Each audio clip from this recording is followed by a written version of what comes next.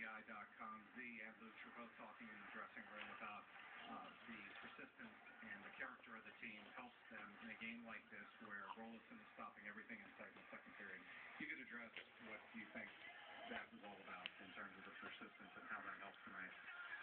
Well, first of all, we knew we had to play a 60-minute game tonight. There couldn't be a 10-minute lapse in our game. In Game 7, you got to be so focused. Great job after 40 minutes and the amount of shots we had and some scoring chances that we had. I know from the bench there, one time it hit him in the mask, and next time it hit him in the shoulder. And, we had to stay with it. And I think what Z and Luke were talking about was that even after 2 periods, the guys didn't get discouraged. They just had to keep going. And when I walked in the room before the 3rd period, I really didn't have much to say because I could hear what they were talking about, and they were bang on. The message was clear. It was direct.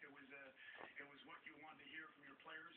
So I came in and just said a couple of things and basically said we shouldn't have to change anything. We just got to stick with it, and eventually we get rewarded, and that's what happened. But the guys had the right mindset tonight. They stuck with it, and we found a way to get that goal. Look, BostonNHL.com. Timmy's had a long and winding career since 15 years ago in Vermont. Can you talk about why this is such a rewarding and fulfilling accomplishment for him? Well, there's 2 things. I mean, he's not getting any younger, right? And I think everybody knows that.